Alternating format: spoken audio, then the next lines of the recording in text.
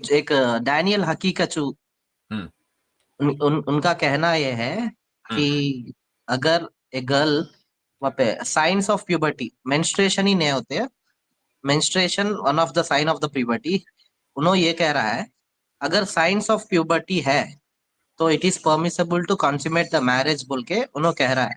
हम्म तो आपके नजदीक ये सही है गलत है? इस्लाम में एक कानून है जो आप कभी नहीं जान पाएंगे। क्यों? चूंकि आप फकीह नहीं है, आपने फिक नहीं पढ़ी, या आपने चैप्टर ऑफ निकाह और चैप्टर ऑफ तलाक नहीं पढ़ा है। वो कानून है, उसको बोलते हैं खलवा।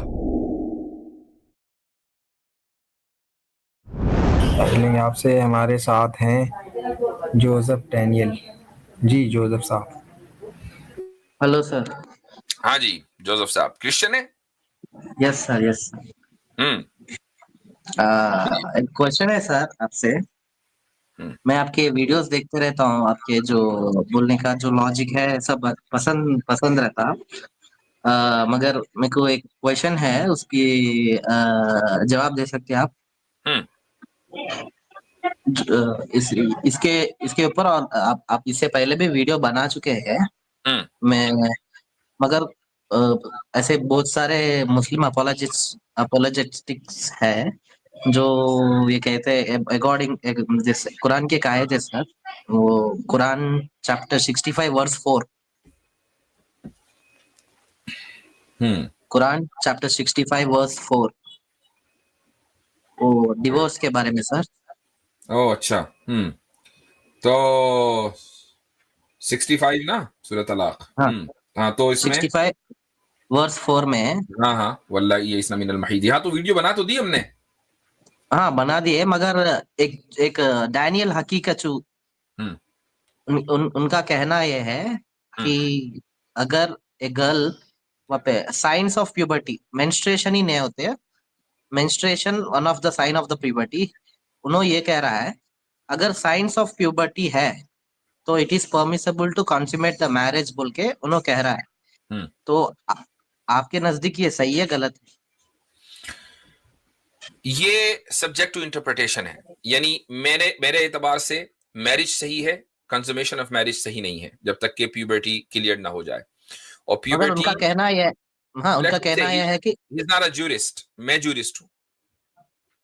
हम्म, जूरिस्प्रूडेंस का को मैंने पढ़ा है, उसने नहीं पढ़ा है। ठीक है, तो लेट हिम से दैट। अब हाँ, वो एक बहुत अच्छा डिबेटर है, इसमें कोई शक नहीं है। तो अब अगर कोई बात फिक से रिलेटेड है, तो आई थिंक जिस आदमी ने, जिसका मैदान फिक हो, और जो फिक का मतलब इस्लामिक जूरिस्प्रूडेंस, तो उसी की बात का एतबार होना चाहिए। मगर आपको ये लेकिन मैं आपके नजदीक ये सही नहीं है?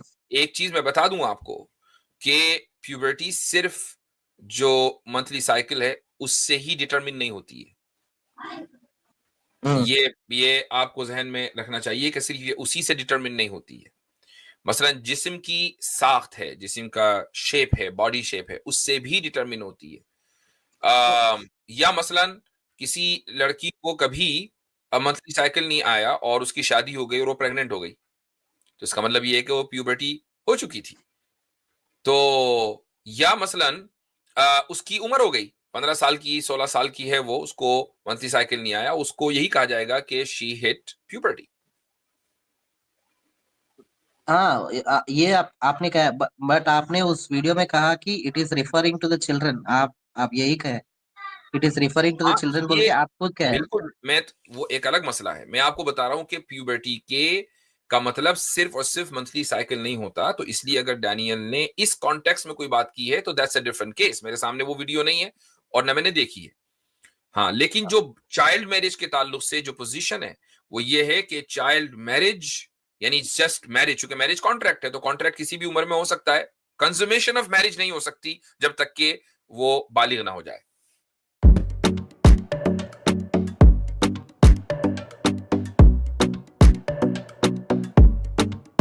कंज्यूमेशन ऑफ मैरिज नहीं हो सकती जब तक कि वो बालिग ना हो जाए।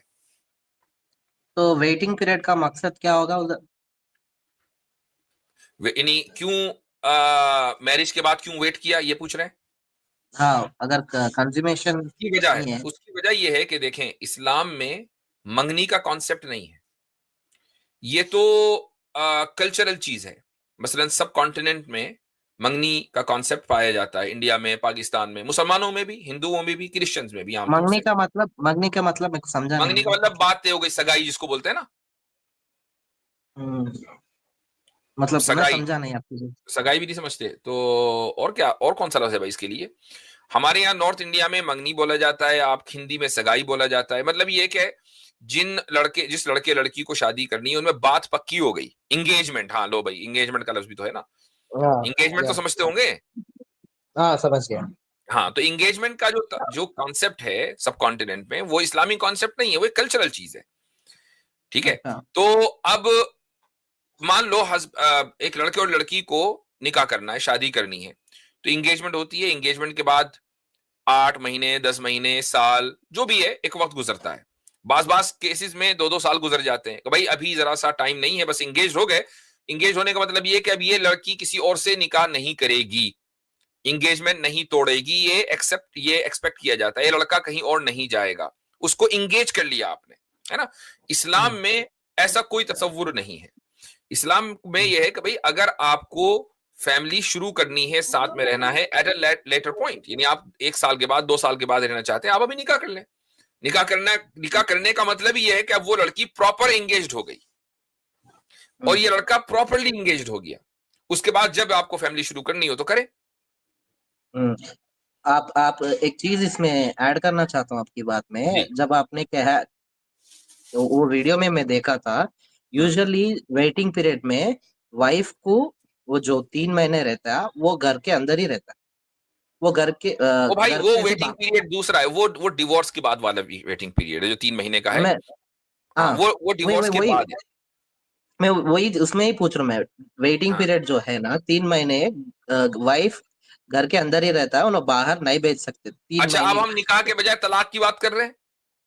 हाँ, तो मैं भाई गियर स्विच करने से पहले बता तो दिया करें, आपने बिल्कुल ही 360 बदल दिया मामला। अभी तो निकाह की बात हो रही थी, एकदम डिवोर्स पे आ गए। ठीक है, तो डिवोर्स हो गई, अब 3 महीने का वेटिंग पीरियड है, अब क्या करना है, क्या क्या क्वेश्चन है? हाँ, उसमें यूजुअली वाइफ घर घर में है, घर में रहना चाहिए 3 महीने। मगर अगर कॉन्ट्रैक्ट हो गई तो लड़की तो घर में नहीं रहती। कॉन्ट्रैक्ट आप ये बोल रहे हैं कि कॉन्ट्रैक्ट हो सकता है मगर कंसुमेशन नहीं हो सकता है जब तक कि उन प्यूबर्टी पे है। मगर उनके हवाले नहीं होता ना जब तक। वहां पे आपका जो एक्सप्लेनेशन है कि वो आपने वेटिंग हर पीरियड। चीज मिक्स कर दी भाई। हेलो, 3 महीने, 3 महीने का जो वेटिंग पीरियड है वो डिवोर्स के बाद होता है, ठीक है। अगर मान लो, अब मैं आपको एक सिनारियो देता हूं, मिसाल के तौर पर एक लड़के ने एक लड़की से निकाह किया, लड़की थोड़ी देर के लिए मान लें अंडर एज है ना, माइनर है। अंडर। अच्छा, उसके बाद लड़के ने उसको डिवोर्स दे दिया, तो चूंकि लड़की कभी लड़के के घर ही नहीं आई थी, कंज्यूमेशन मैरिज हुआ ही नहीं था, तो अब ये जो 3 महीने का वेटिंग पीरियड है, ये उसको लड़के के साथ नहीं गुजारना है, ये अपने घर पे ही गुजारना है। मगर कुरान में साफ है ना, वेटिंग पीरियड इज भाई ओनली फॉर वो उनके ओनली लिए फॉर। है, वो उनके लिए है कि जो जिनका कंज्यूमेशन ऑफ मैरिज हो गया। कुरान 33:49 में आई नो, उनके लिए जिनका कंज्यूमेशन ऑफ मैरिज हो गया। वो हो गया नहीं सर, वो आप कुछ आयत पढ़े तो, if you have not touched her then there is no waiting period बोल के है। हाँ, तो फिर तो बात ही खत्म हो गई। तो वो तो उनके लिए ना कि जिनको टच नहीं किया, उनके लिए वेटिंग पीरियड नहीं है। तो मैं तो वही तो कह रहा हूं ना कि वेटिंग पीरियड उनके लिए जिनका कंज्यूमेशन ऑफ मैरिज हो गया।